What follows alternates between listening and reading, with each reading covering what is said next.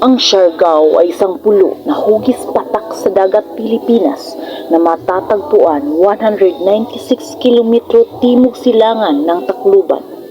Ang area ng lupa na ito ay humigit kumulang 437 square kilometro or 169 miles kwadrado. Ang baybayin nito sa silangan ay medyo tuwid na may isang malalim na ilug-ilugan, daungang pilar. Ang baybayin ng dagat ay minamarkahan ng magkakasunod na bahura, maliliit na tangway at mapuputing buhanginan. Ang mga kalapit na isla ay may magkakatulad na anyong lupa.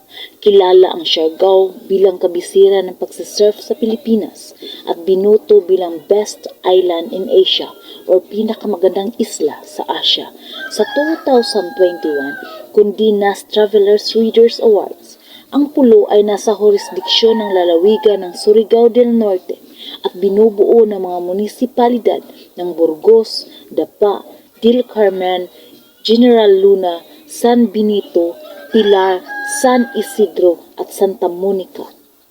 Huwag kalimutan ka-mahistorya pa-like, share at subscribe po.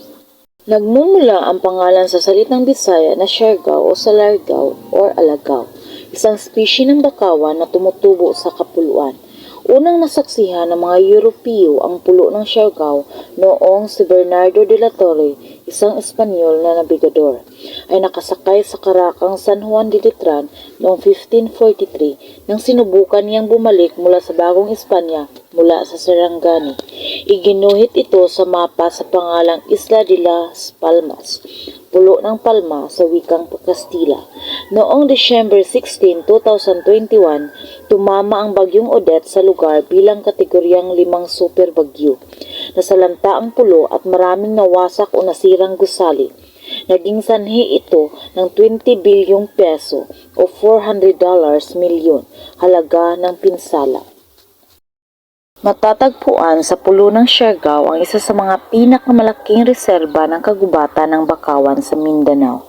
Sumasaklaw ito ng 4,871 hektarya sa Del Carmen. Napakalawak ang mga latian dito na may potensyal para sa komersyal na pagpaparami ng damong dagat. Pinagtitirahan ng Crocodylus porosus, isang buwaya sa Indo-Pasipiko. Ang masaklaw na kagubatan ng bakawan sa kanlurang baybayin sa may Del Carmen. Noong 2016, nasumpungang patay ang isang malaking specimen nito na may sukat na 14 na talampakan, 9 na pulgada or 4.5 metro. Ito ay nasa silangang baybayin ng bansa at isang teardrop shape na isla ng Pilipinas, isang surfing capital of the Philippines at matatagpuan sa lalawigan ng Surigao del Norte sa Mindanao. Ang isla na ito ay isa lamang sa pinakamagandang tropical paradise sa bansa.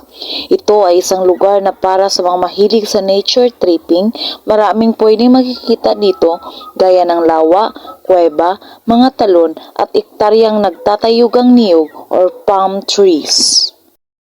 Ang Siargao ay isa sa mga isla na matatagpuan sa Pilipinas. Ito ay maituturing na isa sa mga tanyag na destinasyon ng mga turista sa bansa. Napapaloob ang isla ng Siargao sa probinsya ng Surigao del Norte. Binubuo ng 9 na munisipalidad ang buong isla. Ito ay ang mga sumusunod: Socorro, Pilar, Santa Monica, Burgos, Del Carmen, General Luna, Dapa, San Isidro at San Benito. Sa 9 na munisipalidad, ang General Luna ang pinakatanyag na destinasyong madalas dayuhin ng mga turista dahil sa magagandang resort at iba pang mga establishmento rito. Ang salitang Siargao ay hango mula sa lokal na salitang Salargao na may literal na kahulugang mangrove. Kung nagustuhan ninyo ka-maistorya ang topikong ito, maaari bang may like, share at subscribe ako dyan at pag-comment naman ang reaksyon mo dyan sa baba.